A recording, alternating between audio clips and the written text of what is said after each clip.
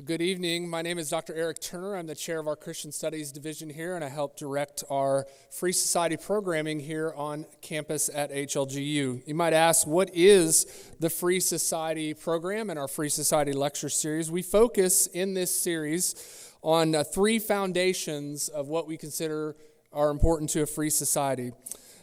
Free market economics, democratic form of government, and cultural institutions like the church. The speakers we bring to campus and the events that we host try to emphasize concepts not only within these three foundations, but viewing them through a lens of a biblical worldview, which is central to our mission and is one of our core values here at Hannibal LaGrange University. It's my privilege tonight to introduce to you Riley Gaines. She is a 12-time NCAA All-American swimmer, and she's the director of the Riley Gaines Center. She's also a leader in defending women's single-sex spaces, advocating for equality and fairness, and standing up for women's safety, privacy, and equal opportunities. If you'd like more information on Riley Gaines and the Riley Gaines Center, you can visit her website at rileygainescenter.org. She'll be speaking to us here just momentarily, and then after she speaks to us, we're going to have a time for open question and answer sessions at the end. But now would you give me the privilege of welcoming and giving a great Hannibal LaGrange University welcome to Riley Gaines.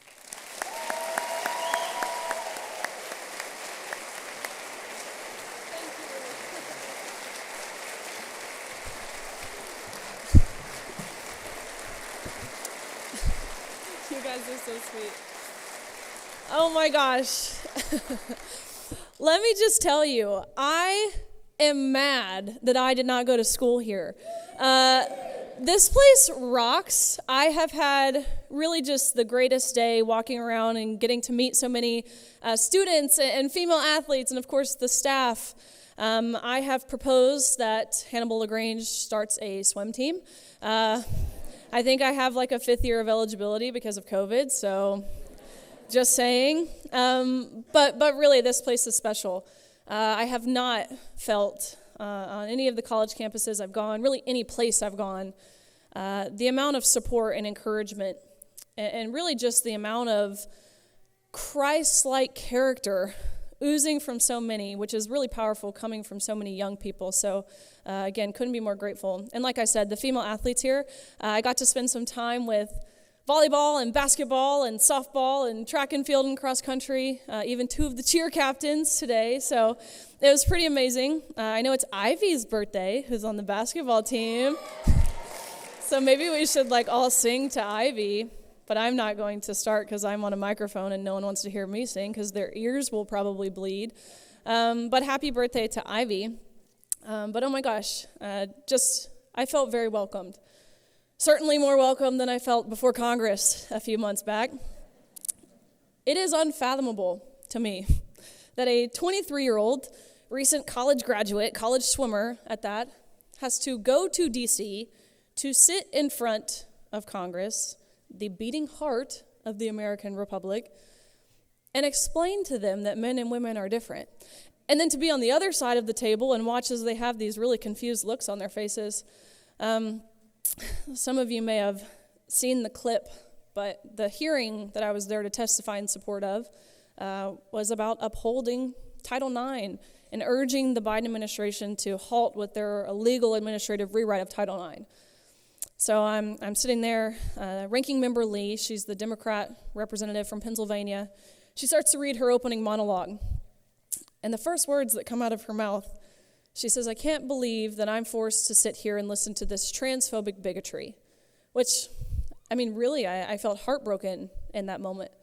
More so than any other emotion, more than anger, more than frustration. I felt heartbroken because, again, a sitting member of Congress resorts to name-calling a 23-year-old girl who's merely advocating for fair play. And so it's my turn to read my testimony, and so I read, and it was entirely ad-lib, and my poor husband and my poor parents have always had this mouth on me. And so at the end of my testimony, I look at Representative Lee, and I said, "Ranking Member Lee, if my opening testimony makes me transphobic, then by your own logic, your opening monologue makes you a misogynist. It was pretty funny, actually. It was pretty funny. The hearing went into a tailspin. She essentially had to factory reset. It was like she didn't actually know what this word misogynist meant. I think she had to sit back there and look it up for a second, because maybe 2 minutes later she raised her hand and she said, "I want her words removed from the record," which, let it be known, congressional record still stands, and she is in fact still a misogynist. It's actually on her Wikipedia page, and no, I didn't write it, but someone sent it to me, and that's awesome. And I certainly feel more welcome here at Hannibal LaGrange than I did a few months back at San Francisco State University, which that was my first mistake, going to San Francisco. But really, I went there to deliver a very similar talk. Nothing crazy. Again, merely saying that men and women are different and we deserve to be celebrated on these differences that we have, especially in sports. And upon going there, I was met with vitriol. Speaking in a room like this, protesters rushed in. This was obviously coordinated. They rushed in, they turned off the lights, rushed to the front, started punching me and hitting me and pushing me and shoving me and jostling me, which, fortunately for me, men in dresses, their punches don't actually hurt that bad. But really, I mean, they held me for ransom through the night. They held me and barricaded me in this room for hours on end, where they demanded that if I wanted to make it home to see my family safely again, I had to pay them money. You might be wondering, well, where are the police? Guys, it's San Francisco. The police are being held for ransom with me. They're in this room, and, I'm looking at the officers. Pretty sure we're being held against our will. Pretty sure we call that kidnapping. Isn't there something you can do about this? Isn't it your job to do something? To which they responded with, no, actually we can't do anything. They told me, word for word, they said, we're not allowed to be seen as anything other than an ally to this community, or else we'll lose our jobs. So we'll just wait it out, is what they said. But ultimately, the dean of students shows up middle of the night to kind of negotiate with these students how to let me go. And what they agreed upon is I had to pay them each $10, which makes me kind of mad because I think I'm worth more than $10. But there was a ton of protesters, so really I'm maybe that was a fair price. The next day, very briefly I'll touch on this. The next day, the vice president of student affairs, and I was explaining this to the female athletes here earlier. The vice president of student affairs at the university sent out a university-wide email the next morning after it had gotten national attention of what these students had done to me. And the email said, "We are so proud of our brave students for handling Riley Gaines in the manner that they did. We know how deeply traumatic her presence is on our campus, and so here are some counseling resources for you guys. Please take the day off of school. Know that we love you, we see you, we hear you, and we stand with you." Yeah, which is pretty appalling. So all of that to say, I could not be more glad to be in this room. But I figured I would just share a little bit about the how of how I got here. I'm sure some of you are maybe relatively familiar with the story.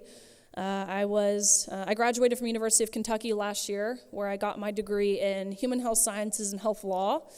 And I had every intention upon graduating, actually, to go to dental school to pursue and specialize in endodontics. I'd taken the DAT, which is this really miserable 4-hour-long test to get into dental school, which, believe it or not, covers biology and chemistry and organic chemistry and math and reading and all the things. And so I had scored in the top percentile nationally. I put my deposit down into dental school. I accepted my seat. I was ready to go. Also, just after graduating, I'd married my really cute 6'4" British husband, who now, living in Nashville, has this awesome Southern British accent. But I say that to say, it would have been really easy for me to essentially ride off into the sunset with the plans that I had made for me, the very safe and secure plans that I had made for me. But I realized that the quickest way to make God laugh in your face is to make plans for yourself, because he very clearly had different plans for me. And being an athlete, you set goals and you work to achieve those goals. And so I felt like I'd set this goal of becoming a dentist, an endodontist. And I felt like veering from that path, I was kind of abandoning this goal I had set, a goal I'd been working for, of course, my 4 years of college, but even longer than that. And so I was trying to find ways to justify abandoning this goal. And now I justify God's calling by saying I'm still working on getting to the root of the problem coming out of people's mouths. So it's basically still a root canal, and it's probably just as painful as one. So, but a little bit about my swimming. I very proudly finished my career at University of Kentucky as a 12-time NCAA All-American, a 5-time SEC champion, actually still the SEC record holder in the 200 butterfly, making me one of the fastest Americans of all time, also making me have very large shoulders. 2-time Olympic trial qualifier, SEC Scholar Athlete of the Year, SEC Community Service Leader of the Year. But that to say, it's a lifelong journey to get to that point, to compete and ultimately be successful at the highest level. I started swimming when I was 4, graduated when I was 22, so 18 years of my life I spent dedicated to my sport. The athletes in the room know this. The parents in the room who have athletes know this.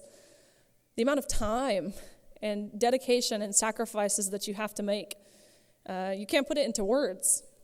Of course, in high school, you don't get to go to prom because guess what? You have practice that Friday night. And you don't get to have sleepovers on Friday because guess what? You have practice at 6 a.m. on Saturday morning. And forget going on family vacations because God forbid you took a week out of the water. So the sacrifices are immeasurable. But I was very fortunate to be pretty heavily recruited, truth be told, not here by Hannibal LaGrange because you don't have a swim team yet. But very fortunate to be pretty heavily recruited, truth be told. I could have gone anywhere in the country that I wanted to swim. But I'm biased, and I'm sorry, the SEC is the best conference. Yeah, I heard some woos and some, hey, I like this place. I knew I wanted to stay in the SEC. My mom and my dad was an SEC athlete, playing football. My mom played softball. I knew I wanted to play in the SEC, and so started taking my trips. Was not interested in University of Kentucky, to be totally honest with you. It's not a school that screams swimming. The only thing I thought of when I thought of Kentucky was, truthfully, meth and Mountain Dew, neither of which I was interested in. Still not interested in. But I took a trip there, and really I fell in love. I fell in love with the campus. I fell in love with the team and the coaches and the resources that they poured into us outside of even just athletics, helping us be better students and better community members and better people. So I ended up going there, and I thought I worked hard before. I was wrong. This was a different kind of working hard. We were in the water every single day for 6 hours. You practice for 3 hours from 5 a.m. to 8 a.m. You go to class, you come back, you practice again from 1:30 to 4:30. We ate dinner at old people time of 4:45 because we were starving. Do your homework, ice your shoulder, go to bed, wake up, do it all again the next day. We swam about 15,000 yards every day, which is about equivalent to 10-ish miles every day, which is certainly a love-hate relationship with the sport. But I'll kind of flash forward. Freshman year, I was improving. I was, slightly getting better, but this was an acclimation period. So sophomore year rolls around, and I'm really having this breakout season. And it's March of 2020, about 3 days before we were supposed to leave for our national championships, which is the pinnacle of your collegiate career. Really, it's comparative to the Olympics. It's really faster than the Olympics because of how many incredible swimmers that the U.S. has. So we're gearing up, ready to go. I'm seeded to do very well at this meet. 3 days before we leave, our coaches pull us out of the water, take us back to the team room, sat us down, and they said, if you live in the dorm rooms, you have to pack your stuff up and leave campus tonight. Of course, COVID had hit. And at the time, we didn't really know what this meant. There was a lot of uncertainty around this. We thought we'd go home for maybe the week, come back the next week. We didn't know. So upon being told I got to go home, I'm like, oh my gosh, yes, this is so exciting. I never get to go home. We were at campus all summer. You don't get to come home for Christmas or Thanksgiving. You got 1 week off in August each year. So to be told mid-March you got to go home, super excited. But that excitement lasted for 24 hours before we realized what this meant, because upon going back home, there were no pools open. There were no gyms open, nowhere to continue improving, which swimming is one of those sports where, like I said, you don't get to take time out of the water. Unfortunately, we don't have gills. We haven't adapted to be well-suited in water. And so I had no other choice, really, if I wanted to continue this breakout season into my junior year that I was having my sophomore year. I put on a wetsuit every single day, and I swam miles aimlessly in the lake. I had this little route where I'd jump in the boat dock and swim down by Johnny Cash's house and come back. And I did it every day. And the amount of snakes that swam by me, or like dead catfish that are floating on top of the water that hit you in your face, is certainly not pleasant. But again, I was willing to do this. Junior year finally comes back around. Outside of dealing with the COVID theatrics, which I'll be the first to say that being a college athlete during this time was pretty miserable, to say the least. Not even just a college athlete, I would say being a college student during this time was pretty hard. With the social distancing and the mask mandates and the mandatory vaccines and contact tracing and all of these different rules and regulations, which how many of you have seen a swimmer in the water wearing a mask? No, but they certainly tried. Anyways, my junior year, this was the first year that I won an individual SEC title. This is the first year University of Kentucky won its first ever team title in program history.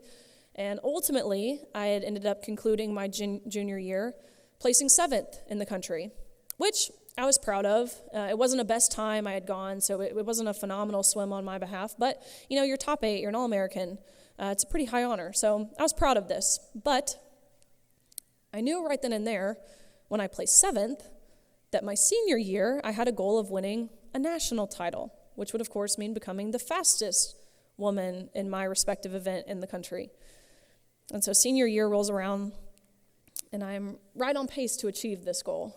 I was ranked 3rd in the nation about halfway through my senior year, behind one incredible female swimmer who I knew very well, because like in most sports, your top-tier athletes, you know of each other, regardless of where you compete, because you've grown up competing against each other. So I was trailing her by a few 100ths of a second. But the swimmer who was leading the nation, by body lengths, might I add, was a swimmer that none of us had ever heard of before. Not myself, not my teammates, not my coaches. And this is the first time we became aware of a swimmer named Lia Thomas. And so there was a lot of red flags at the time. Keep in mind we hadn't seen a photo of this swimmer, or else things maybe would have been a little more clear. But for all I knew at the time, this was a senior from University of Pennsylvania, which is not a school that historically produces fast swimmers. And now I would argue is not a school that historically produces anything good. Certainly not prestige like they like to claim. So if you got your degree from there, return to sender. But a senior from University of Pennsylvania, again, leading the nation by body lengths in events ranging from the 100 freestyle, which is, of course, a sprint event, and all of the freestyle events in between through the mile, which is long distance.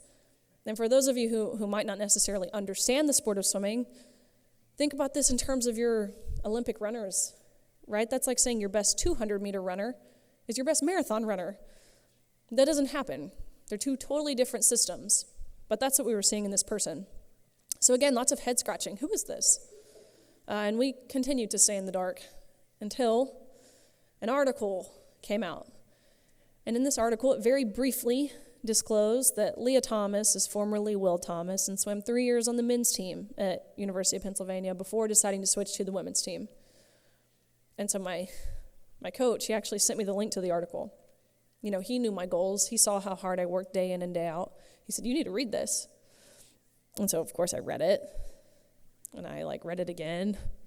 And then a third time to make sure, my eyes weren't deceiving me. And upon reading it, of course, I was shocked. We all were. But really, I felt this sense of relief. You know, it's kind of like, oh, makes sense. And at this point, I went to look up who Lia Thomas was. Because admittedly, I was curious. You know, was this a lateral movement? Was this someone who went from ranking amongst the best of the men to now continuing to rank amongst the best of the women? Which is, of course, not what we saw. We saw this was a very mediocre man, ranked 462nd in the nation the year prior when competing against the men, to again now dominating, not just number one, dominating the entire country of women. But ultimately, that's why I say I felt relieved, because it was very clear this wasn't a lateral movement. You know, I thought the NCAA would see it how I saw it, and how my teammates saw it, and how my coaches saw it, and how my family saw it, and how anyone with any amount of brain activity would probably comprehend this. And look, nothing hateful about it, nothing even opinionated about it. The sheer facts on the paper in front of us, 462nd to dominating. But the NCAA did not see it that way. They saw absolutely nothing wrong with this. And so about 3 weeks before our national championships in March of 2022, they announced that Lia Thomas's participation in the women's category was a non-negotiable, meaning, of course, there was nothing that we could do. There was no questions that we could ask or concerns that we could raise. We were told that we had to accept this with a smile on our face. And so I got to personally witness and really feel the effect that this infringement, or how I would describe it, how this injustice affected us and myself and my teammates and my competitors. And look, I don't claim to speak for every single girl on that pool deck, of course not. But I do claim to speak for the overwhelming majority of us. Because I can wholeheartedly attest to the tears that I saw, not just from the moms in the stands watching as their daughters are being obliterated in the sport that they once loved, but the tears from the girls who placed 9th and 17th and missed out on being named an All-American by one place. And I can wholeheartedly attest to the extreme discomfort in the locker room when you turn around and there's a 6'4", 22-year-old man fully intact with and exposing male genitalia, inches away from where you were simultaneously undressed. And I can wholeheartedly attest to the whispers, because that's what they were. They were whispers of anger and frustration from these girls who, just like myself, had worked our entire lives to get to this meet. And so that first day of competition was the 500 freestyle, which is not an event that I do. And so I watched on the side of the pool as Thomas swam to a national title, beating out Olympians, beating out American record holders. These aren't scrubs. They're the most impressive female swimmers this world has ever seen. And Thomas beat them all by body lengths. 1 second might not sound like a lot of time. But in swimming, a sport that's measured down to the 100th of a second, 1 second is significant. Thomas beat the entire nation of women by 2 full seconds. And even the time Thomas went last year would have beat every girl in the country this year by 2 full seconds. So he became the first man to win a Division I NCAA women's title. Trailblazer. But the second day of competition was the 200 freestyle, which is the event that Thomas and I competed against each other in. And so we get on the blocks, and we dive off, and we swim 8 laps of freestyle, and we touch the wall at the end.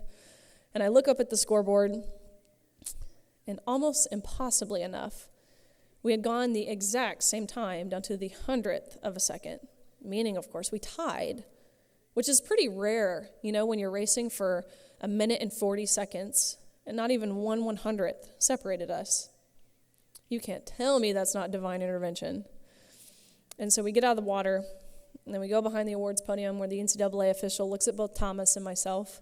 Thomas, who again is towering over me at 6'4", And this official says, "Great job, you two, but you tied. And we only have one trophy, so we're going to give the trophy to Leah. Sorry, Riley, you don't get one." My heart rate was still high. My adrenaline was still pumping. And remember, I have that mouth on me. And so the first thing that I thought actually was the first thing that I said. And my first thought was, isn't this everything that Title IX was passed to prevent from happening? You know, I asked the question no one dared ask all season.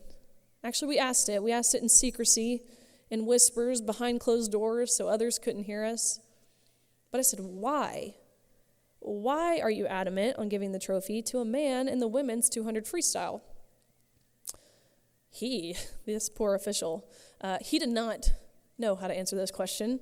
They did not give him a script of what to say when someone asked why. And so he's stumbling on his words, and he's, we just did this in chronological order. And I said, okay, do you mean alphabetical? Because G comes before T. Otherwise, I'm not too clear what you're being chronological about. We tied. And at this point, he realized he didn't have a justification. And he looked at me, and I could tell he didn't even believe what he was about to say. He looked sad. His eyes changed. His voice changed. And he said, "Riley, I am so sorry, but we have been advised that when photos are being taken, it's crucial that the trophy is in Leah's hands. Again, you can pose with this one, but you have to give yours back. Leah takes the trophy home. You go home empty-handed. End of story." That was all I needed to hear. Really, up until this point, of course, we all knew the unfair competition was wrong. We knew the locker room aspect was wrong. We knew the silencing that we were facing from our universities. We knew all that was wrong. But it wasn't until this official reduced everything that we had worked our entire lives for down to a photo op to validate the feelings and the identity of a man at the expense of our own. That's when I was no longer willing to cower, truthfully, and lie. Up until this point, I was waiting for someone else because I thought someone else would say something. I thought surely a coach would. Surely someone from the NCAA, someone with political power, some other swimmer, someone's dad, quite honestly, would come down there and yank this man out of our locker rooms. But I realized in that moment, I remember distinctly, it's like it slapped me across the face, standing on that podium, holding a trophy I know I have to give back, sharing my spot with a man towering over me. It hit me. And all the while I'm smiling, all the while I'm clapping like we were being told to. It hit me. What in the world were we applauding? We were applauding our own erasure, our own demolition. And in that moment, I remember thinking to myself, how in the world can we, as women, as female athletes, expect someone to stand up for us if we weren't even willing to stand up for ourselves? This has to come from us. So that, on top of the locker room, which if I had to see it, you guys at least have to hear about it. You guys are the show me state, aren't you? I won't go that far. This is a Christian university and God is watching. But really, that experience is nothing short of, traumatic, I think is the best way to describe it. To be in a place that I would argue is not comfortable at any point in time, where you're undressing, fully exposed, you have your back turned, totally unbeknownst to you, you hear a man's voice in that locker room. It was inherent to cover yourself, whether that be with your towel or your clothes or your swimsuit or your hands, whatever it might be. It was a common reaction from the girls in the locker room. Of course, it's awkward, it's embarrassing, it's uncomfortable, but really the way to describe it is an utter violation and feelings of betrayal. And like I said, traumatizing, but not even necessarily traumatizing because of what we were forced to see or how we were forcibly exploited.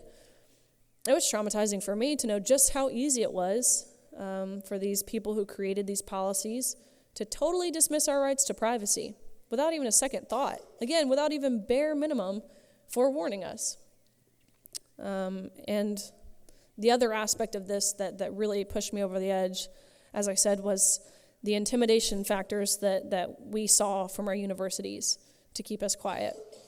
I would argue that academia, I mean, really it's everywhere, corporate America, academia, our government, our media, we're even seeing a shift in churches, the medical profession, the list goes on. It's been kind of fun, actually, to watch the dismantling of a lot of these higher ed institutions. Like I said about UPenn, Harvard, MIT, there's a lot more of that to go. But you guys are lucky here. I don't think there's a lot of expose that needs to happen at Hannibal LaGrange. This place rocks. But our institutions, I specifically was told, you'll never get a job if you speak out about this. You know, your employer will look you up, and they'll see that you're a transphobe, and you don't want that, do you? You'll never get into grad school. You'll lose your friends. You'll lose your scholarship and your playing time. They sat me down and said, Riley, remember, you signed a scholarship. And when you signed that letter of intent, you gave away your rights to speak in your own personal capacity. Remember whose name you wear across your chest and across your cap, because it's not your own, it's ours. And we've already taken your stance for you. Thomas's teammates, 16 of these girls, plus their parents, signed on to an email expressing their discomfort in the locker room. Keep in mind, I only had a week of undressing in the same locker room as Thomas. These girls had to do it 18 times every single week for the whole season. They signed on to this email expressing their discomfort to UPenn. And I swear I have a screenshot of the response. UPenn responded back with, if you feel uncomfortable seeing male genitalia, here are some counseling resources that you should seek in an attempt to re-educate yourselves. They even went as far to tell these girls that if you do speak out, and any harm whatsoever comes towards Thomas's way, whatever that harm may be, then you're solely responsible. And that would make you responsible for potential death. And you don't want to be a murderer, do you? So I suggest you be kind, and I suggest you be inclusive. I mean, think about that. They equated advocating for fair play and privacy in areas of undressing to being a murderer. They told these girls they would have blood on their hands if they spoke out. And believe it or not, that's effective in keeping 20-year-old girls quiet. So again, that's the how I got here. But I think more importantly, and really something that we should all be asking ourselves, is the why. Why is this happening? Why do we care so fiercely and so passionately about defending it? And as a Christian myself, I feel very certain and confident in answering the question as to why this is happening, because the Bible tells us why this is happening. I had talked with the girls today, and I told them, look, Paul warned us several times throughout the Bible that these spiritual battles, in Acts and Romans and different places, that these spiritual battles will intensify, and that we will reach a point where bitter is seen as sweet and dark is seen as light and evil is seen as moral. It's undeniable that that's not where we're at now. It's no longer a battle of good versus bad or right versus wrong. It really is a battle of evil versus moral. And of course, that's not to say that people who identify as trans or are struggling with their own identity, that's not to say that they're evil. Of course not. But deception is. That's evil. Temptation and manipulation and affirming lies and delusions, that's evil. And who does that sound like? That's how Satan moves. That's how he works, is through deception and temptation and manipulation. That's what's evil. It's very clear that these worldly battles we're seeing are spiritual. It's no doubt spiritual warfare. And we live in a time where the world tells us, look, live your truth. No, it's obey the Lord your God or follow your heart. No, it's your heart needs to be renewed in Jesus Christ. And it's you do you. No, again, obey the Lord. I think from a worldly perspective, though, and asking the question of why, The premise of this, and again, why I care, because it's a lot more than the trophy that I didn't get to take home. Keep in mind, I'm a 12-time All-American. I could have cared less about that stupid $5 production trophy. It's not about the trophy. But it's a lot bigger than that. I think the premise is that we're denying objective truth. We're denying biblical truth and the way that God created man and woman. And when we deny that, it's as if we're denying that the sky is blue. It's as if we're saying 2 + 2 is 5. And I've got news for you. If any of you had to read 1984 for school like I did, because who would ever really read that book on their own? Don't lie and say you did. If you've read the book, and you've read the ending of that book, then it's clear the direction that we're headed in. And not just the denial of truth. It's even the shift in language. In the book, they talk about newspeak and groupthink. But really, it's no longer woman. That's way too controversial. It's cervix haver, or uterus owner, or menstruator, or bleeder, or chest feeder, or pregnant person, or birthing people, or whatever other derogatory term they can come up with that reduces women down to their biological functions. Even this idea of using the phrase biological female, I think is so silly. Because think about it. Female is already a word rooted in science, first and foremost, as is male. So when we add that word biological, it's the most subtle way. We don't even know we're doing it, but we're subconsciously admitting there's an unbiological alternative to being a female or a male or a girl or a boy or a man or a woman or a mother or a father, and there's not. Even, again, just to warn you to be mindful of language and to help you understand how powerful language is, even the verbiage of sex reassignment surgery or something to that effect. It's so powerful, and we don't even know it, but when we say that, we're subconsciously admitting that you can reassign your sex, and you can't. It's innate. God created us perfect in His image, and we can't change that. So be mindful of language. So again, the denial of truth, the shifting of language, the breakdown of faith. We used to be a country that proudly said, "In God we trust," and one nation under God.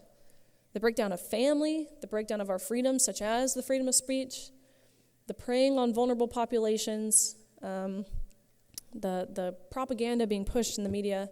If you lay these different pieces out, it's very obvious what this means if you have the slightest bit of understanding of history. It points directly in the direction of Marxism. And talk to someone from North Korea. I know you guys had Yeonmi Park here, who's just incredible. She was here last year, I believe. She's amazing. And to listen to her experience of what she faced in North Korea, it's becoming clearer by the day that's the slippery slope that we're on here in this nation. Cuba, China, Russia, Germany, Brazil, Venezuela. Talk to people from these countries, and they'll tell you what we're going through. By the hands and feet of our own leaders, might I add, that are taking us down this slippery slope, which sounds grim, and it sounds chilling, and I'm not here to doomsday you guys and scare you, because it's not scary, because we already know who wins the battle, the war. Really, we already know who has won the war, which is the most beautiful thought, really. So I'll briefly talk about the impact that's been had, because Missouri, you guys have been really out in front on this issue. You have a phenomenal attorney general here in this state, who I believe will be speaking here. I don't know if that's a secret, but if it is, sorry, I totally ruined it. Who will be speaking here, I believe, next month or sometime. He's really been out front in pursuing litigation that would uphold parental rights. It upholds the safeguarding of children and the equal opportunities of women. He just announced a lawsuit recently of a school district here. There were 3 school board members who were kind of like these whistleblowers. So A.G. Bailey, he announced a lawsuit into the school for allowing boys to go into the women's locker room, the girls' locker room. And of course, with public pressure, they've decided to reverse their policies, as they always do. So he's really been a leader. But now, We've had 24 states that have enacted some sort of fairness in women's sports bill, which is pretty phenomenal considering, just 3 years ago, only one state had. Ohio being the most recent. Governor DeWine, which is a Republican governor, he vetoed the women's sports bill, but they were able to get a majority in both the House and the Senate to override his veto. So 24 states that have done that. I've been working on a new piece of legislation, which is why actually tomorrow, me and Attorney General Bailey, we've got a press conference and some different things planned here in Missouri. I've dedicated my time to really advancing this bill. I was just in West Virginia this week doing the exact same with Governor Justice. But it's a bill. It's called the Women's Bill of Rights. And what this is, and I can't even believe it's necessary, it's a bill that codifies and defines the word woman. I know, the dreaded question of what is a woman.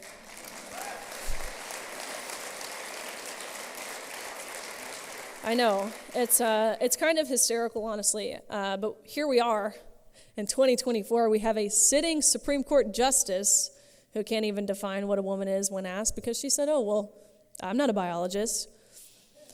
Well, guess what? I'm not a veterinarian, but I know what a dog is. That's the dumbest thing I've ever heard. So yeah, it's necessary to define, and urgent, I would add, to define what a woman is. So that's been passed in Kansas, in my home state of Tennessee, in Oklahoma and Nebraska. I am confident that Missouri will soon as well, which is great news. So that's been a big push. Of course, I mentioned previously that the Biden administration is pursuing an illegal administrative rewrite of Title IX, equating sex with gender identity, meaning it will no longer be preventing discrimination on the basis of sex. It will be preventing discrimination on the basis of gender identity. It's a lot broader than just women's sports. Men could take academic and athletic scholarships away from women. Men would have full access to bathrooms, locker rooms, changing spaces on campuses. Men could join sororities, which is already happening. These girls were promised sisterhood, and they got the brother they never wanted. And men could be randomly housed in dorm rooms with women. And under this new rewrite, if you, who are a 17-year-old girl who's housed with a male on your college campus, if you go to your administration and complain, you are guilty and charged with sexual harassment. Not the man who's parading around your locker room. No, that's brave and stunning and inspiring and whatever other virtuous word they want to use.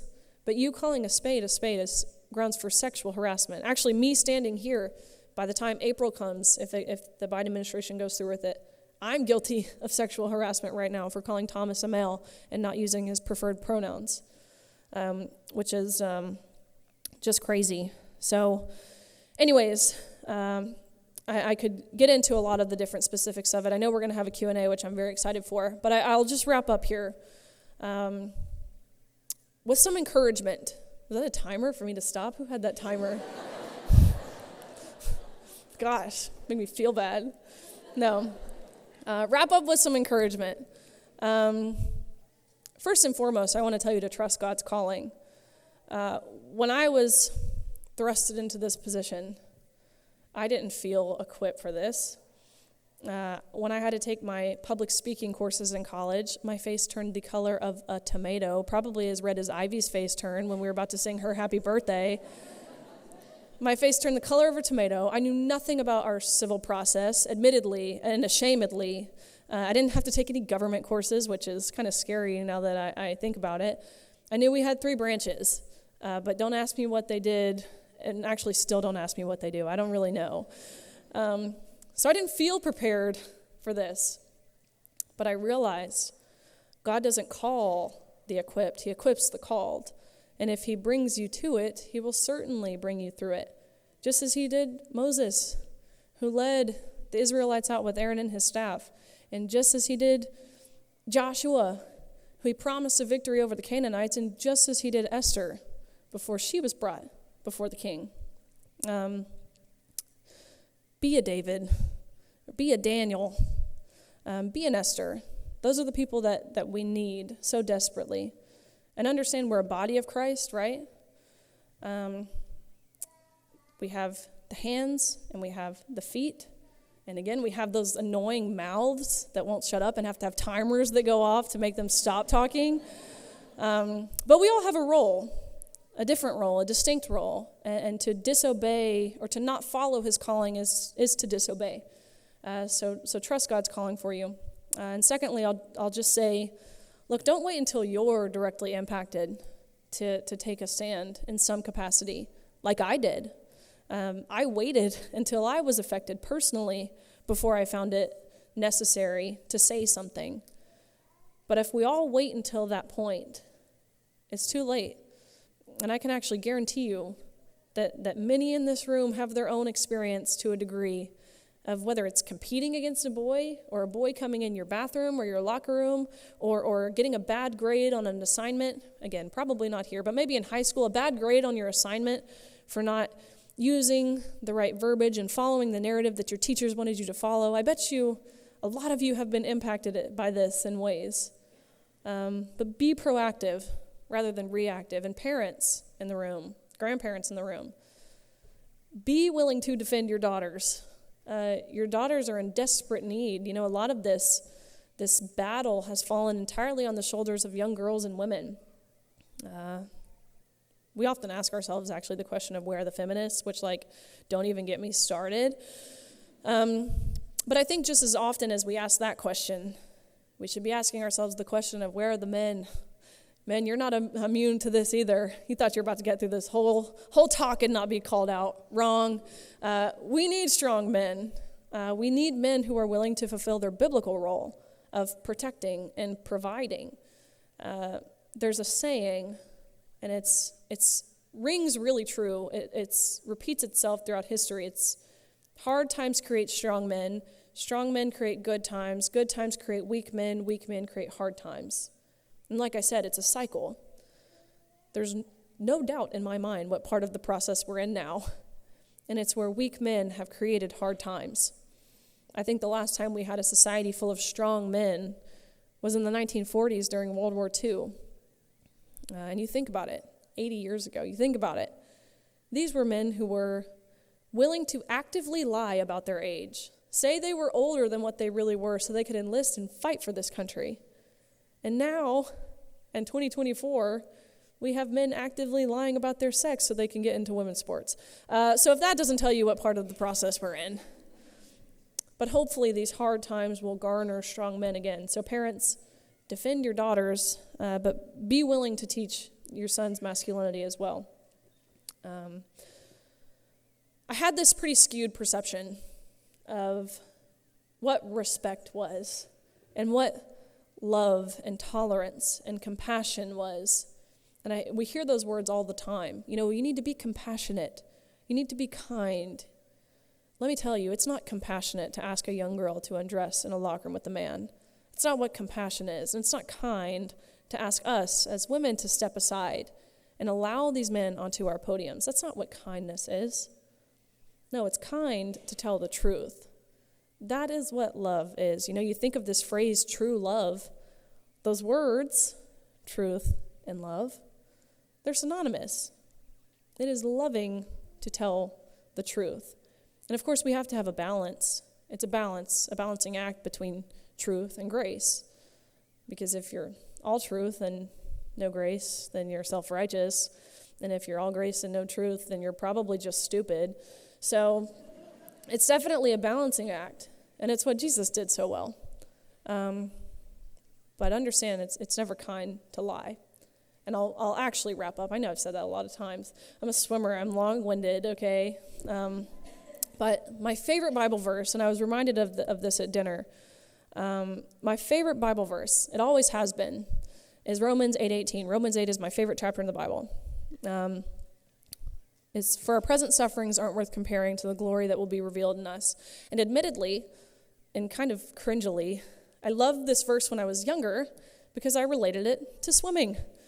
Our present sufferings, it was the work you put in. It was the hours, it was the time, it was the sacrifices. But it paled in comparison to when you broke a record or won a championship or got a best time. It made all the hard things worth it. But let me tell you, that verse, for our present sufferings aren't worth comparing to the glory that will be revealed in us, is more evident in my life now than I ever would have imagined it would be. The present sufferings, yeah, it's the backlash. It's the name calling. It's the being spit on and having protesters and people showing up at my house and drones flying above my house and drinks poured on me and bottles thrown at me and being punched. Yeah, that's the present sufferings. But let me tell you, it pales in comparison when you know what you're fighting for and really who you're fighting for. So again, I just could not be more grateful for the experience that I have had here. I wish it was this pleasant everywhere. The world would be a better place. So anyways, I'm just very grateful. You have an amazing support wheel of staff around you. I felt that, and the president, his amazing wife, Dr. Turner, who has just been awesome. You guys have really awesome people around you. So thank you, and I'm excited to answer some questions. So thanks.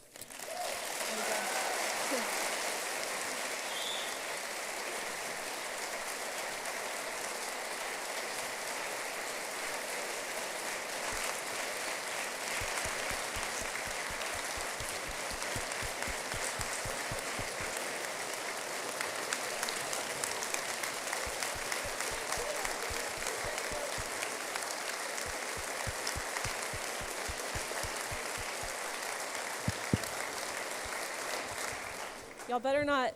Okay. Y'all better not stand when it's Attorney General Bailey's turn. I want to feel special. You are special. We're so grateful that you're here.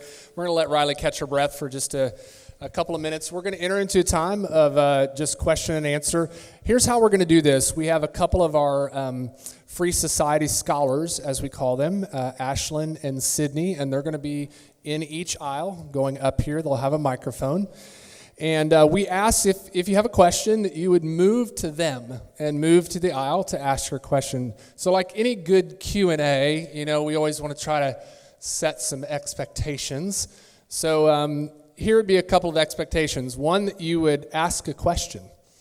That's the heart of a Q&A. So I know I've been to a lot of Q&As where they've been more of like, hey, I want to make a statement, and then is there a question in that statement? So I know there are a lot of people maybe that want to ask questions, so please ask a question. Try to be brief to give other people a time to talk to Riley and ask her a question. Again, this is not a time for protesting or engagement or entering to an argument. We want to respect Riley and respect her time, and we are, again, so grateful that you are here. I'm going to kick us off and actually ask you a question, and then while others are moving their way to the aisle, you can talk a little bit. But you talked a little bit about the end of your talk, about your Christian faith, about these heroes of the faith, David and Daniel and Esther. I thought about Esther earlier for such a time as this. So could you just share briefly, how does your Christian faith impact what you do on a daily basis? I really can't imagine my life without my faith. And I was explaining this earlier. I don't know how people do it if they don't have faith and something to lean on through hardships and through hard times. That's what gets me through it. Knowing, again, the battle is already won. We're just here to spread His word and spread His message and His gospel. That's what we're here for. And so knowing that, and knowing that this is only a blip of time in comparison to eternity, it's how I'm able to do this with really a smile on my face and a very light heart, and with love for those around me. You're very quick to get labeled as anti-trans, anti-fill-in-the-blank. They'll call you it all, but the reality of it is this isn't anti-anything. It's pro-woman, it's pro-fairness, it's pro-reality, it's pro-common sense, and it's pro-biblical truth and biblical morals. That's what this is pro. It's not anti-anything. But yeah, I'm very fortunate to have a strong background in my faith from my parents. I have two parents who love each other, which is now I'm realizing as I get older isn't always the case. And so to have that family foundation who took me to church, every Sunday morning, Sunday night, Wednesday night, which is a drag when you're the youngest one in the congregation by like 70 plus years. But now, being older, I realized just how fortunate they were. They had to drag me there when I was younger, but really it's that's what this whole thing is about, is faith and spreading his word. Absolutely. Okay, questions from the audience. It's a little hard for me to see up here under the lights, so we have a question right over here. Yes. Hi, I really enjoyed your talk. Near the end, you said that we need to be proactive and we need to not wait. What are some steps that we can take today or tomorrow to actually be proactive in defending women's sports and women's spaces? Absolutely. She asked, if you couldn't hear, about, I mentioned be proactive. Okay, well, what does being proactive really look like? There's a lot we can do as young people, which has been a big push of mine, why I find it necessary to talk to young people, because ultimately this is our future. These old guys are going to die pretty soon. Well, hopefully not too soon. I'm just kidding. Yeah, I'm that's just kidding. good. He does Wow. like Ironmans and stuff. He's incredibly fit and he's awesome. But it is ultimately up to us. We'll still call you young. Thank you. But what we can do, look, I mean, what this society is lacking is civil discourse. We see so much yelling down one another's throats, not willing to listen to one another. And I think that's what is our job to facilitate, is these environments where we can talk and we can listen and we can share our perspective and listen to someone else's perspective. And no, that doesn't mean we're going to agree all the time, but that's how we unify. That's how we advance. That's how we can work together to create solutions without compromising on what's right and what is true. And I think that's what needs to be had. I think the scariest thing about our society right now, despite the fact that I think we live in a pretty godless society as a whole, is the unwillingness to admit when we're wrong. And the inability to say sorry or admit that we're wrong. So I think working on that as well, especially these female athletes and even male athletes, here what we can do as athletes is being proactive in talking to your coach. I imagine your coaches here, I got to meet some today, are just incredible. But, posing the question of, okay, if this were to happen, what do we do? My understanding is that the softball team here, not too long ago, had to compete against another college team that had a boy playing, and he was a DH and gets up to hit the ball and hits it out of the park off of one of the pitchers here at Hannibal LaGrange. So don't think for a second it's not happening here, or we're safe. We're in our own little safe community, which you guys really do feel like a safe community out here. But no one is immune, is what or I at least, have realized. So just having the conversations, I think, is incredibly important. What are some environments that people can engage in those conversations? I know that you spend a lot of time on social media. Like, you're very active on posting and retweeting and those types of things. So sometimes social media can, as we all know, become very vitriolic. So what are some sort of good environments for young people to engage in, maybe that aren't the typical go-to, like social media? Yeah, I think the best environments really is local. That's where all of this stems, is local. Like I mentioned, the school board in Missouri, it's small, right? It's not like the federal government or anything crazy, but it starts there, and that's how it becomes normalized to a degree. So just working in your community, whatever way that is, having the conversations here is important to kind of do your part. Really nationally, it transcends beyond. Yeah. So face to face is always good. Yeah, right? face to face. I do like X or Twitter. I know. Whatever. I still call it Twitter. I know. And every news article, it's like X, formerly Twitter. I'm like, just say Twitter. Just call it what it is. Yeah. That's been a place where I have found that I haven't been censored. I'll post like literally nothing on TikTok that's even remotely controversial. It's not even about this topic, and it's like, deleted, your account is bullying and harassment. I'm like, I didn't even say a word in this video, but okay. So yeah. It's a crazy world. We have a question over here, I believe. Yeah. You're obviously a very competitive individual. Is it within the realm of possibility that you would ever resume top-level training and go out for maybe the Olympics? It's a good Ooh. question. Olympics So- are coming up. They are. No pressure. Oh, I don't feel the pressure. So I did all the Olympic stuff in 2016 and 2020, which rolled into 2021, and it was a phenomenal experience. You know, competing at that highest level with some of the greats, the greats, the greatest of all time. It's pretty incredible. But graduated in 22, and I just was not willing to hold on for a couple more years. But I still love competing. I think that's part of being an athlete. I'm sure that's something that will probably be instilled in me the rest of my life. I love pressure. I love competing under pressure. I have found so much comfort in being, in these higher pressure environments. I love it, which probably is weird if you say it out loud. But yeah, I just love competing. So I still do some marathons and triathlons and different things.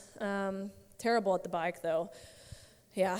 But yeah, I think more than I love competing, I love winning. So.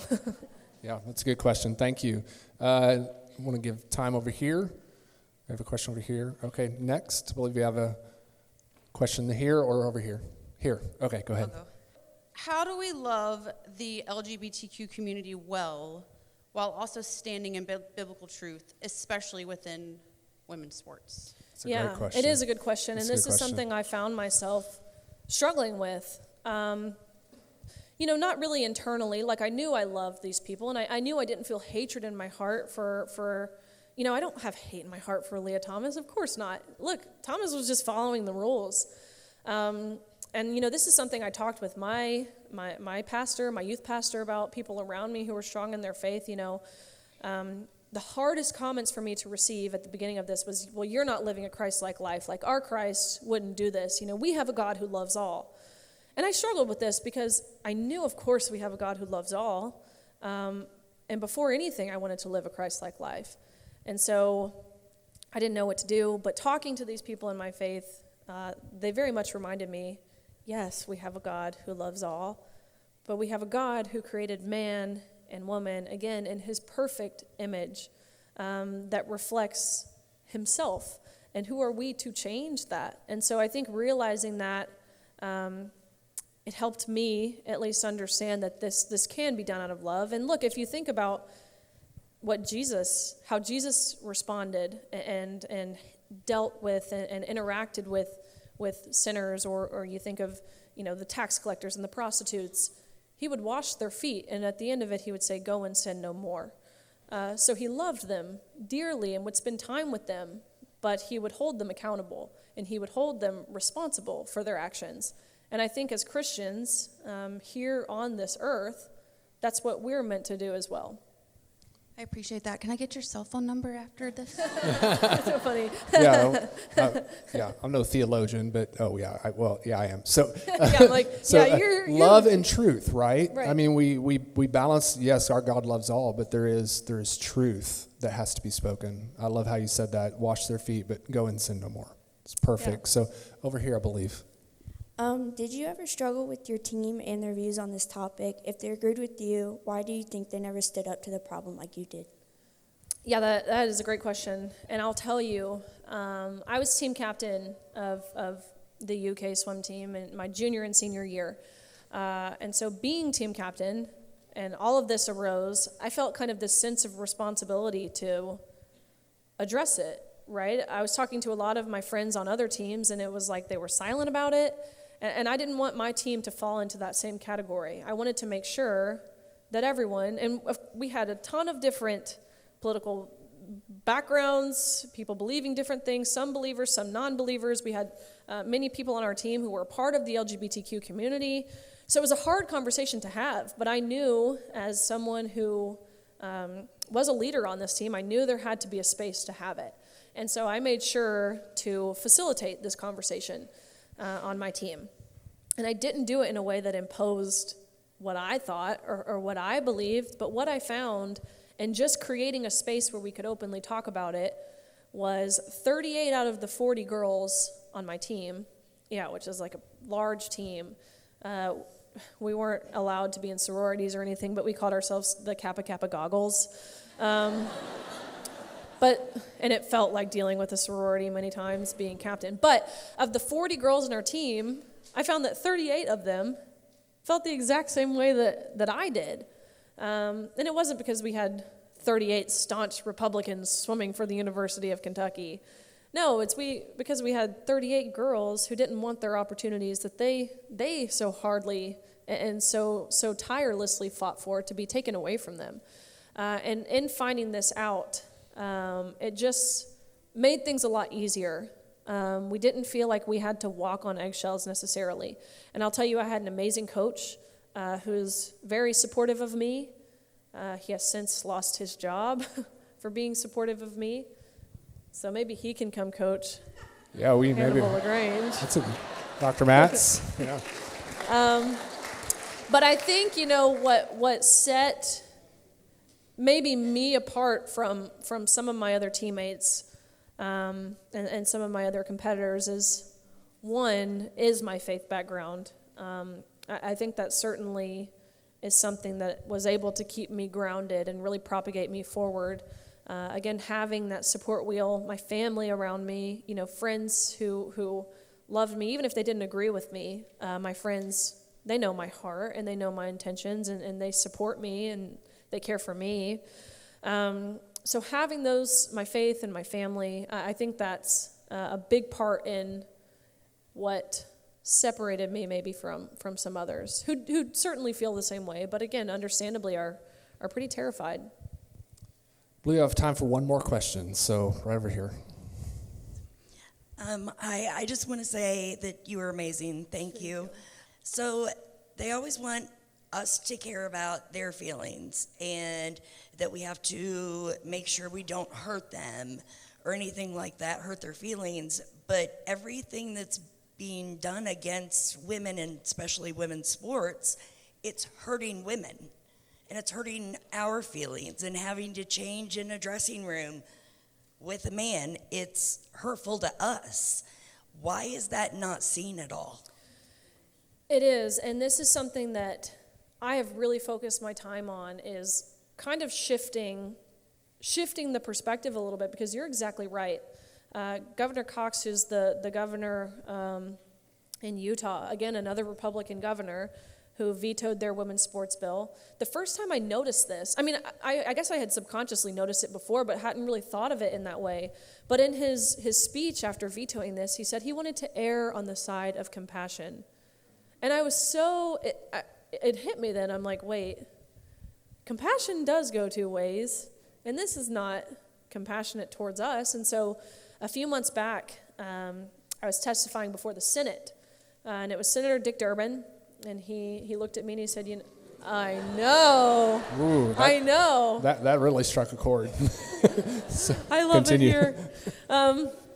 It was Senator Dick Durbin, which let me just say, before I testified before the Senate, I had several Democrat senators come up to me before the hearing and say, look, I played college sports. I totally agree with you as a football player at Stanford. I agree with everything you're saying. And then got on the other side of the table and totally grilled me. But it was Senator Dick Durbin. He's speaking, and he looks at me and he says, what message are you sending to our trans youth? And I looked at him and I said, Senator Durbin, what message are you sending to young girls and women? But I think that's what we need to do. I think it's necessary that we call out the hypocrisy and we call out the lies, really. They're not expecting us to. Just like Representative Lee, she wasn't expecting to be called a misogynist. But I think it's notable sometimes, and I'm not saying to stoop down to anyone's level, but I am saying maybe sometimes it's fun. Not really, but I do think it's calling out the hypocrisy. And again, rather than standing against something, it is so much more powerful and effective to stand for something.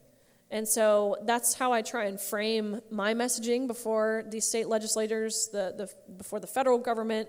It's very much a pro-woman argument. And so shifting it in that way, I think, is a powerful way to persuade people to open people's eyes and soften people's hearts. Yeah, it's interesting how you hear the phrase, speak your truth, but when we as Christians stand up and speak the truth, it's where we're often shouted down, called names.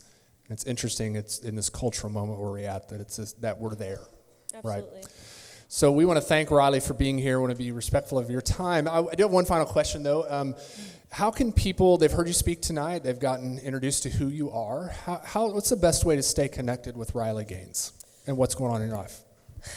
I feel like the place I post more is X, formerly Twitter, and my username is Riley_Gaines_. And that second underscore, why 2 underscores? Yeah, that was before Elon Musk, and my account got deleted. So Riley_Gaines_. But I try and post, stories that are happening, and just so people don't believe the lie or the narrative that this is a non-issue. It's not really happening. Because again, I truly could sit up here for 5 hours and let you know of examples happening around this country in all sports, all levels, all divisions, all states. I really could. I'll just say one piece I didn't really touch on tonight, but another important aspect of why men shouldn't be competing in women's sports, just to give you guys a little bit more perspective here. 2 stories, actually. A volleyball player. I know the timer is going to go off. No, it's okay. A volleyball player. Go ahead. A volleyball player in North Carolina. She's a senior in high school, going to college to play softball, actually. They're going against a team that has a boy on their women's team. Keep in mind, a men's net is 7.5 inches taller than a women's net. But this boy jumps up, spikes the ball, hits Peyton in the face. Immediately, she's knocked unconscious. Still to this day, this happened in September of 2022, so a year and a half. Still to this day, she's partially paralyzed on her right side. She has to have special accommodations for testing at school. She didn't get to go to college to play softball anymore. Her vision is impaired. Her memory is impaired. Just a few weeks ago in Massachusetts, in a field hockey game, there was a boy who was playing on the women's team who slapped a shot, hit one of the girls in the face, knocked all her teeth out, undergoing dental surgery and facial surgeries to restore her face. And that's not to say injuries don't happen when women are playing against women, but the severity and the risk and the likelihood increase exponentially when we allow men. And now we've seen USA Boxing's new guidelines, which allows men, in the name of progress, to get in a ring, knock women unconscious with every intent of essentially killing them and then giving them prize money for it. I mean, it's literally wild. So the safety aspect is another piece. So I try and post, long story short, different things on X just to highlight some of these stories, occurrences. Okay. Let's thank Riley again for being here tonight.